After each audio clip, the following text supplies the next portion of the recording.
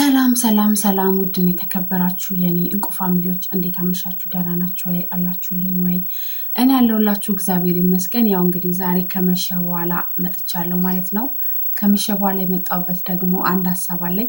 ሁላችሁም እንደምታውቁት ያው እኔም ስደት ላይ ነበርኩኝና ስደት ላይ በነበራችሁበት ሰዓት ላይ ሁሌም ጸሎት የምታደርጉት እግዚአብሔር በሰላም ለቤተሰቦቻችሁ እንዲያበቃችሁ የምትናፍቋቸውን እናት፣ አባት፣ ልጅ በቃ ሙሉ ቤተሰቦቻችንን እንድናገኝ ነው የምንጸልየው እና ዛሬ ያየሁት ቪዲዮ ደግሞ እንግዲህ በሳውዲ አረቢያ ላይ 200 ኢትዮጵያውያን እንግዲህ የሞት ፍርድ እንትን ብሎባቸው ቀናቸውን እየጠበቁ ነው እና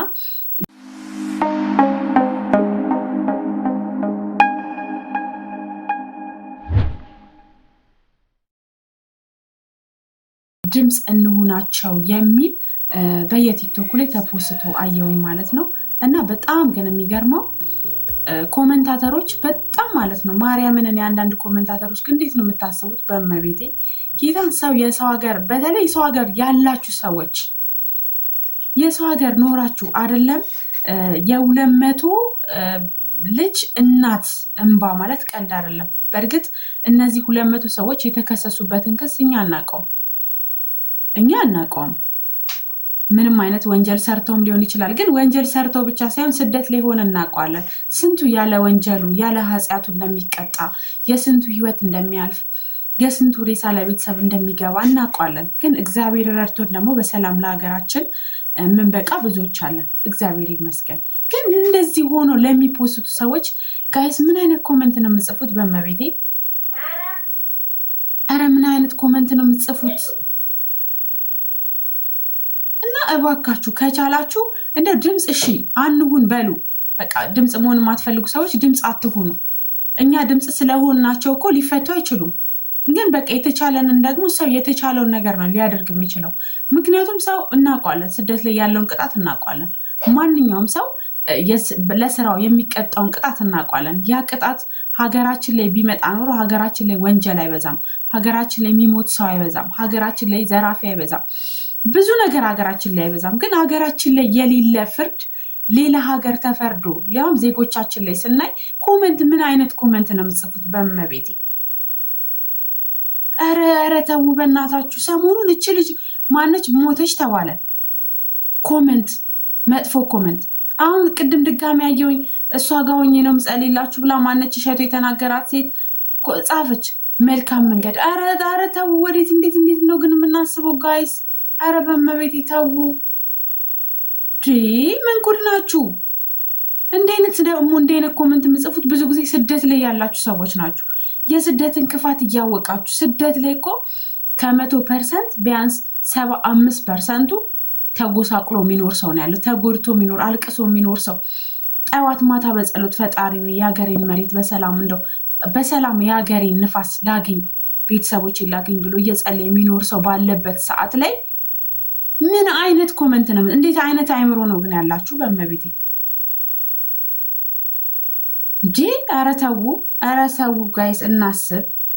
እናውቀዋለን እኮ ሰቀቀኑን እናውቀዋለን እኮ እውነት እናውቀዋለን።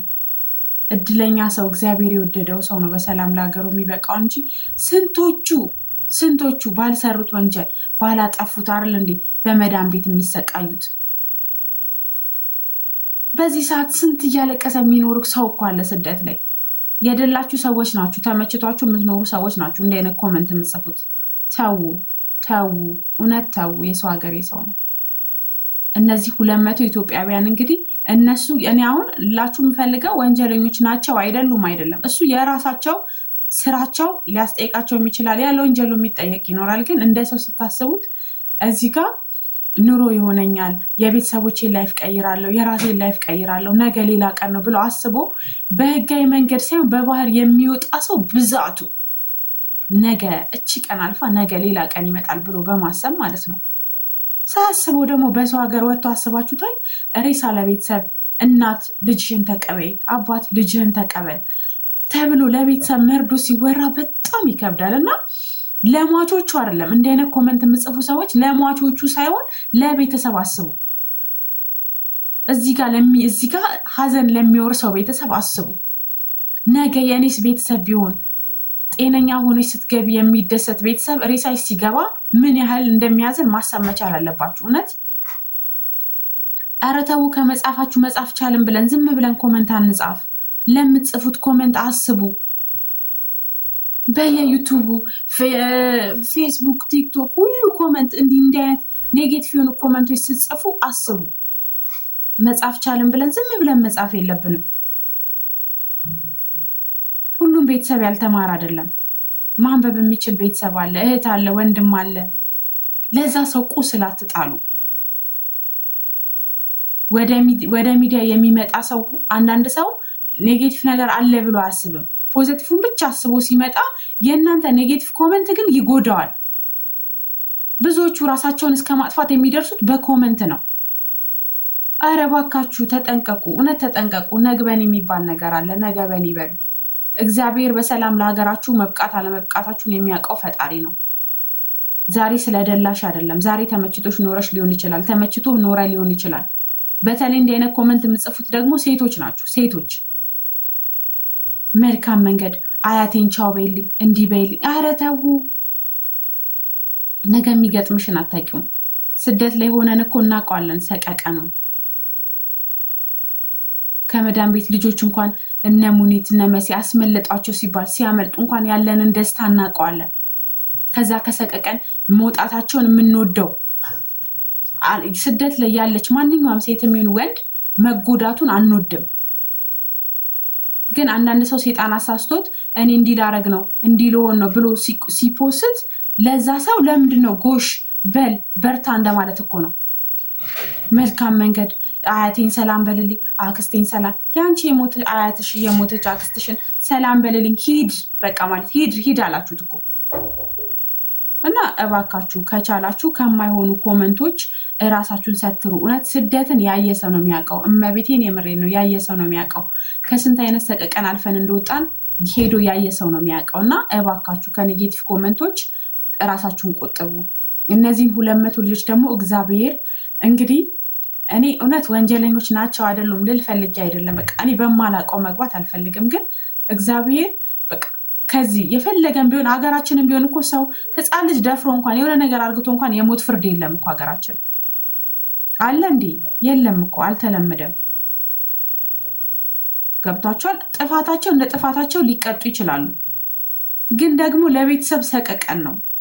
ስለዚህ እኛ ድምፅ ሆነን ማዳን ብንችልና ቢድኑ እኔ በበኩሌ እውነት ደስ ይለኛል። የኛ ድምፅ ሆኗቸው አረብ የሚለቃቸው ከሆነ ማለት ነው። ግን ያው ሳውዲ አረቢያ የትኛውም አረብ ኤምሬት ላይ ያለውን ነገር ቅጣት እናውቀዋለን። ግማሹ ይሄኔ በወንጀሉ ነው የሚቀጣው፣ ግማሹ ያለ ወንጀሉ ነው የሚቀጣው። ግን ደግሞ ሰው ስትሆኑ ታዝናላችሁ። ምንም ማድረግ አይቻልም። ይሄ የሰውነት ባህሪ ነው።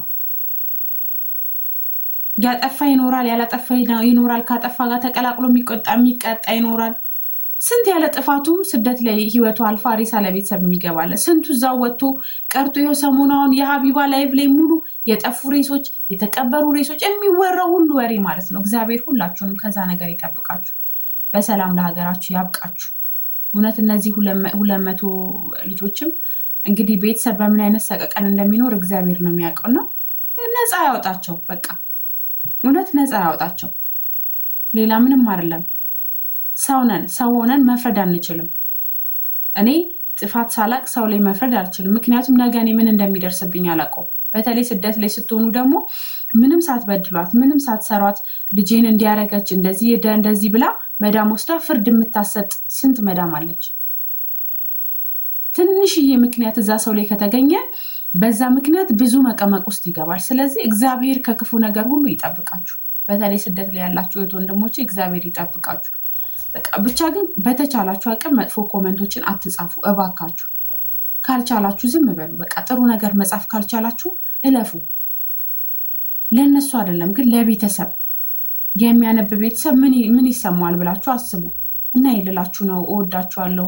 እግዚአብሔር ያሰባችሁትን ያቀዳችሁትን ሁሉም ነገር ደግሞ አሳክቶ በሰላም ለሀገራችሁ ያብቃችሁ እላችኋለሁ። ሁላችሁም በያላችሁበት ሰላማችሁ ይብዛልኝ። እመቤቴን ሞትም የሚያምረው ሀገር ነው። እግዚአብሔር ሁላችሁን በሰላም ለሀገራችሁ ያብቃችሁ። መልካም ምሽት። ቻው።